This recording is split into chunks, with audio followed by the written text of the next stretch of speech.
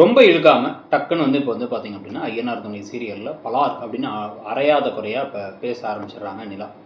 அதுக்கு முன்னாடி சோழனுக்கு ஒரு குட்டி கனவு காட்சி வேறு வைக்கிறாங்க. அவர் வந்து ஏதோ பொக்கையெல்லாம் கொண்டு போய் வந்து ப்ரப்போஸ் பண்ணுற மாதிரியும், எனக்கு நீங்கள் வேணும், நான் உங்க கூட சேர்ந்து வாழணும்னு ஆசைப்பட்றேன் அப்படின்லாம் சொன்னோடனே அவங்களும் வந்து ஏற்றுக்கிற மாதிரிலாம் வந்து காமிக்கிறாங்க. அதுக்கப்புறம் பொக்கையெல்லாம் இல்லாமல் இவர் போகிறார், அது கனவு அப்படின்ட்டாங்க. ஸோ எத்தனை தடவை அந்த பீச்லேயே கனவு காட்சின்னு பார்த்துங்க. ஸோ நேராக கிளம்பி போயிட்டு அங்கே வந்து இப்போ வந்து உங்கள்கிட்ட பேசணும் அப்படின்னா, நானும் உங்கள்கிட்ட பேசணுங்கிறாங்க அவங்க. நீங்கள் முதல்ல பேசிடுங்க அப்படின்னா, இல்லை பரவாயில்ல நீங்களே பேசுங்க அப்படின்னு வந்து இப்போ நிலா சொன்னதுனால எனக்கு வந்து உங்களை ரொம்ப பிடிச்சிருங்க. உங்களை முதல்ல சென்னையில் பார்த்த போதே பிடிக்கும். அந்த சூர்யா வந்து காரில் இடிச்சிட்டாரு, அப்பயுமே வந்து உங்களுக்கு நீங்கள் என்கிட்ட பேசினீங்க நல்லா. அப்போ இருந்தே எனக்கு பல நாட்களாக உங்களை ரொம்ப பிடிக்கும் அப்படின்னு சொல்ல ஆரம்பிச்சு, அதுக்கப்புறமா வந்து பார்த்தீங்கன்னா வந்து உங்களுக்கு கல்யாணம் ஒதுங்கி போகலான்னு நினச்சேன். நீங்கள் வந்து அப்புறம் அந்த கல்யாணம் பிடிக்கலான்னு தான் உங்களுக்கு ஹெல்ப் பண்ண நினச்சேன். எல்லாரும் துரத்துனதுனால தான் அந்த போலீஸ் ஸ்டேஷன் போனோம். சந்தர்ப்ப சூழ்நிலையால் கல்யாணம் ஆகிடுச்சு. நீங்கள் வீட்டுக்கெல்லாம் வந்த பிறகு எங்கள் வீட்டில் எல்லாமே நல்லா இருந்துச்சு.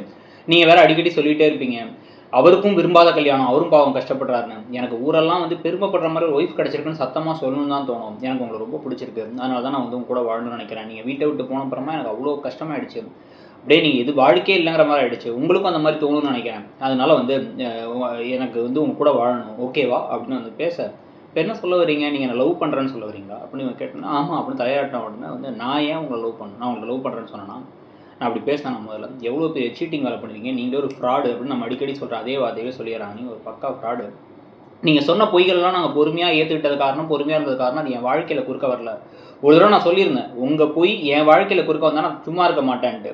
அதுக்கேற்ற மாதிரியே அவ்வளோ பெரிய ஒரு பொய்யை சொல்லியிருக்கீங்க மனசாட்சி இல்லாமல் அப்படின்னு சொல்லிட்டு, நான் எங்கே போயிட்டு வரேன் தெரியுமா, அந்த வாழை வந்து நான் போய் பார்த்துட்டு வந்தேன். அவர் வந்து சொல்கிறாரு, தெளிவாக சொல்கிறாரு, நீங்கள் தான் அவர் கால் பண்ணி ஒவ்வொரு தடவையும் என்கிட்ட பேச சொல்லியிருக்கீங்க. இந்த தடவை மட்டும் இல்லை, போன தடவையும் பேச சொல்லியிருக்கீங்க, டிவோர்ஸ் வேணான்னு இருக்கீங்க அப்படின்னா, இல்லைங்க எனக்கு டிவோர்ஸ் வந்து நீங்கள் வாங்குறது கஷ்டமாக இருந்துச்சு அதனால தான் அப்படிங்கும் பொழுது, சரி அது ஓகே, கல்யாணத்தை எப்படி ரெஜிஸ்டர் பண்ணாங்க, அதுக்கு வந்து ஆதார் கார்டு வேணும்னு சொல்லி அந்த லாயர் சொன்னதுக்கு அவங்களே ஏதாச்சும் கலெக்ட் பண்ணியிருப்பாங்க, இல்லை போலீஸ் தேடி வாங்கியிருப்பாங்க, உங்கள் அண்ணன் கொடுத்துருப்பாங்க, உங்கள் அப்பா கொடுத்துருப்பாங்க, நீங்கள்லாம் இப்போ எப்படி அந்த ஆதார் கார்டு வந்துச்சு அப்படின்னு கேட்டால் அது நீங்கள் தான் காமிச்சிருக்கீங்க அப்படின்னா, இல்லைங்க அப்படின்னு முடிக்கிறாங்க. அதுக்கப்புறம் வந்து எத்தனையோ தடவை நான் போயிருக்கேன், பிஜி வேணும்னு போயிருக்கேன், அப்புறமா வந்து எனக்கு வந்து சிம் வாங்கணும்னு போயிருக்கேன், எல்லா இடத்துலையுமே அவமானப்பட்டு அசிங்கப்பட்டு அந்த ஆதார் கார்டு இல்லைங்கிறதுக்காக நின்றுட்டு இருந்தபோது பேசாமல் இருந்தீங்களே அப்படின்னா மறந்துட்டேங்கிறார். இப்பயும் பொய்யா தான் வந்து பேசுகிறாரு, மறந்துட்டேன். என்னத்தை மறந்தீங்க நீங்கள், அப்போ மட்டும் ஞாபகம் தெரிஞ்சு எனக்கு கல்யாணம் பண்ணுங்கும் போது இப்போ வந்து மறந்துட்டீங்களா, பக்கா ஃப்ராடு, வாயை திறந்தாலே பொய், இப்படி ஒரு ஆளோட எப்படி மனுஷன் வாழ்வான். எனக்கு அது பாரு உங்களுக்கு பிடிச்சிருக்கு நான் சொன்னேன்னா, நான் அந்த வீட்டிலே இருக்கணும், என்னை வீட்டிலே தங்க வைக்கணுங்கிறதுக்காக இதெல்லாம் பண்ணியிருக்கீங்க. நான் வந்த நாளே நான் அந்த வீட்டில் தங்கலை, ஒரே நாளில் நான் கிளம்பி போயிடுறேன்னு. ஆனால் அங்கே ரிசப்ஷன் வச்சிங்க, சரின்னு சொல்லிட்டு நான் அதுக்காக வந்து வெளில நின்னேன். அடுத்து ஒரு நாள் வந்து நான் கிளம்பிடலாம் அப்படின்னு எல்லாம் தேரலான்னு பார்த்தா ஆதார் கார்டு வேணுங்கிறாங்க. ஆதார் கார்டு வேணும், ஹாஸ்டல்லேருந்து இது பண்ணியிருக்காங்க. நான் வச்சிருக்க நகையெல்லாம் வச்சு அந்த பணத்தெல்லாம் ஏற்பாடு பண்ணி உங்களுக்கு பணத்தையும் வேறு கொடுத்து அங்கே போயிடலான்னு பார்த்தவளை இருக்க வச்சிங்க.